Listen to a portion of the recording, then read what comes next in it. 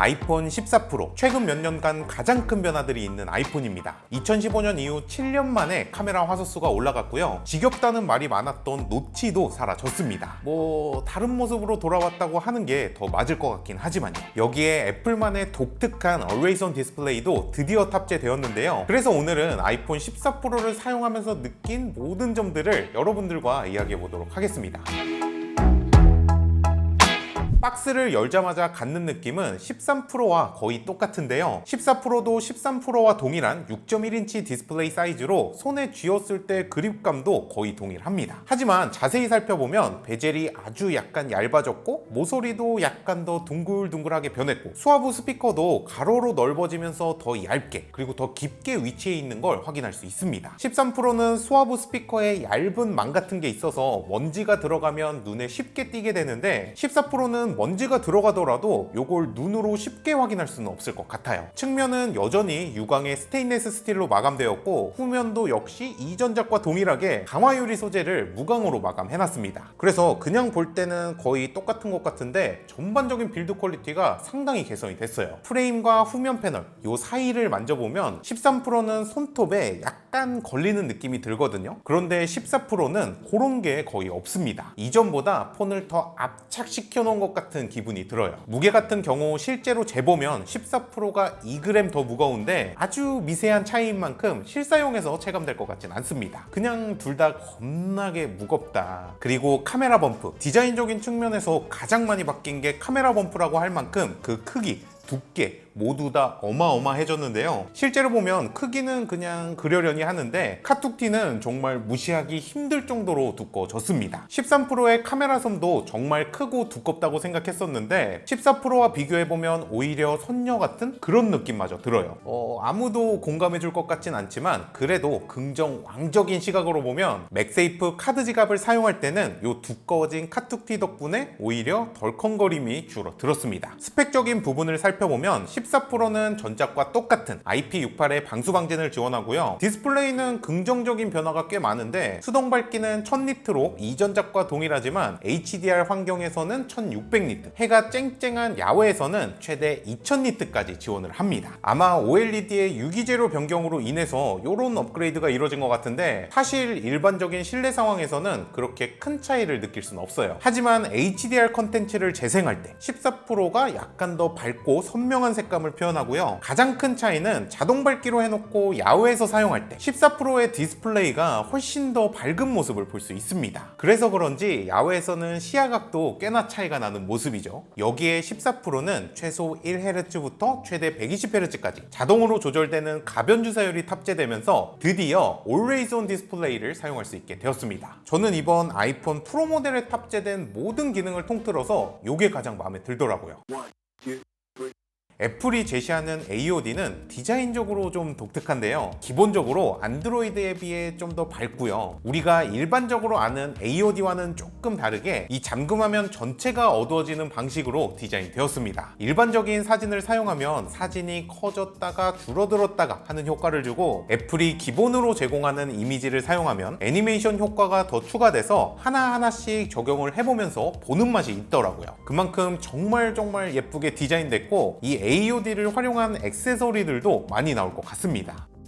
그래 좋은 건 다 알겠는데 그러면 우리 배터리는? 많은 분들이 걱정하는 배터리 소모량, 요거는 사용하는 환경에 따라서 조금씩 다른데요. 조도 센서를 활용해서 밝은 곳에서는 더 밝게, 어두운 곳에서는 Always On 디스플레이도 어둡게 표현되기 때문에 제가 사용하는 환경을 기준으로 주간에는 시간당 약 1%씩 소모가 되었습니다. 그러면 잠자는 동안에는 1%도 달지가 않았네? 애플에 따르면 위와 같은 8가지 조건에서는 AOD가 꺼진다고 하는데요. 밤에는 조명도 어둡고 한동안 아이폰을 사용하지 않았다 라는 조건에 들어가기 때문에 AOD가 꺼지면서 배터리를 하나도 소모하지 않은 것 같아요. 그래서 이 배터리에 대한 걱정을 그렇게까지 크게 하진 않아도 될 것 같고, 배터리뿐만 아니라 나는 본인이 더 걱정돼서 못 쓰겠다 하는 분들은 설정에 들어가서 AOD를 완전히 끄는 것도 가능합니다.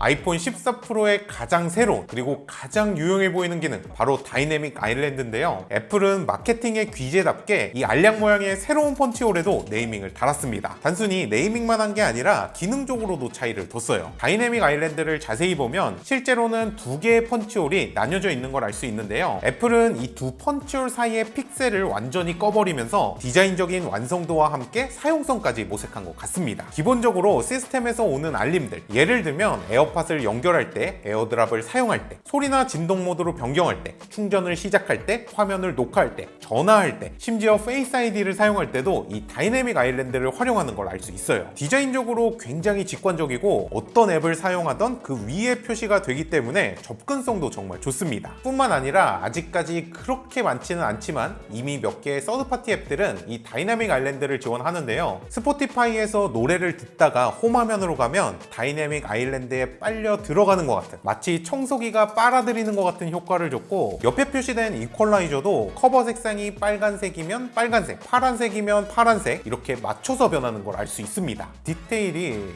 진짜 뭐야 이거. 다이내믹 아일랜드는 이 까만 부분을 꾹 눌러서 제어할 수 있는데요. 카메라 렌즈 부분을 누르거나 페이스 아이디 모듈 부분을 누르거나 아일랜드 끝자락을 눌러도 가능하고요. 팝업이 뜰 때는 햅틱 피드백, 그러니까 진동을 주면서 사용자와 교감하려는 모습도 엿볼 수 있습니다. 전반적으로 이 다이내믹 아일랜드는 엄청나게 큰 펀치홀의 단점을 아주 영리하게 가려놓은 정말 좋은 아이디어로 기억될 것 같습니다. 새로운 아이폰은 퍼포먼스 측면에도 변화가 있는데요. 가장 먼저 긱벤치를 살펴보면 싱글코어는 A16 바이오닉이 탑재된 14 프로가 약 10% 높았고, 멀티코어의 경우 13 프로가 4708점, 14 프로는 5308점으로 싱글, 멀티코어 모두 약 10%의 성능 향상이 있는 걸 확인할 수 있습니다. 디바이스의 안정성과 게이밍 성능, 그리고 발열을 종합적으로 확인할 수 있는 3D마크 와일드라이프 익스트림 스트레스 테스트에서는 최고 점수를 기준으로 14 프로가 약 25%나 더 높았지만 최저 점수는 약 10% 정도만 차이가 나면서 안정성 면에서는 A15 바이오닉이 탑재된 13 프로가 더 좋은 모습을 보여줬습니다. 그리고 발열까지 확인을 해보면 아이폰 14 프로의 최고 온도는 약 40.3도로 13 프로에 비해 약 1도 정도 올라간 걸 확인할 수 있는데요. 이런 점들을 종합을 해볼 때 뭐 아주 드라마틱한 변화는 없지만 퍼포먼스가 아주 약간 향상이 됐고, 그에 맞춰서 온도도 조금 늘어났다 라고 보면 될 것 같습니다. 아이폰 14 프로의 메인 카메라는 4800만화소로 업그레이드 되었습니다. 그래서 사진도 한번 찍어봤는데 일단 12메가픽셀로 찍은 사진은 13 프로, 14 프로 거의 비슷한 모습을 볼 수 있어요. 어떤 걸로 어떤 사진을 찍었는지 말해주지 않으면 맞추기 쉽지 않을 것 같은 그냥 거의 똑같아 보이는 품질이죠. 그래서 기본 세팅으로만 사용을 한다면 메인 카메라는 거의 똑같은 품질이다. 하지만 프로로 포맷으로 찍은 사진을 보면 누가 봐도 그냥 14 프로가 더 잘 나왔다고 생각할 만큼 아주 압도적인 모습을 볼 수 있습니다. 사진의 디테일이나 텍스처 표현도 14 프로가 훨씬 좋고 빛 번짐도 잘 잡아낸 모습이에요. 주간에서 뿐만 아니라 야간에서도 14 프로의 디테일이 훨씬 더 살아있는 모습을 볼 수 있습니다. 코딱지만한 요 글씨도 잡아내는 게 이렇게 보니까 진짜 차이가 많이 나죠. 그리고 이번 14 프로에는 액션 모드라는 기능이 새롭게 추가됐는데요. 손떨림 방지에 특화된 기능이라고 생각하면 되는데, 광량이 충분할 때는 이거 정말 좋습니다. 일부러 손을 흔들면서 해봐도 이게 이렇게까지 된다고? 할 정도로 어색함 없이 자연스럽게 찍히더라고요. 하지만 모든 액션 캠들이나 액션 모드들이 그렇듯이 빛이 조금만 부족하면 퀄리티가 그냥 급격하게 떨어진다는 거. 그래서 이번 아이폰 14 프로의 카메라는 애플워치 울트라처럼 특수한 목적을 가지고 사용하는 분들은 굉장히 만족을 하실 것 같고요. 저 같은 그냥 일반인, 킹반인 애플 프로 로우로 찍으면 사진 한 장의 용량이 무려 80메가에 달하거든요. 그래서 로우 포맷으로 사진을 거의 찍을 일이 없는 저 같은 일반인들은 카툭티는 진짜 오지게 커졌는데 사진은 그냥 거의 똑같네? 이렇게 생각할 수도 있을 것 같습니다. 마지막으로 스피커도 살펴보면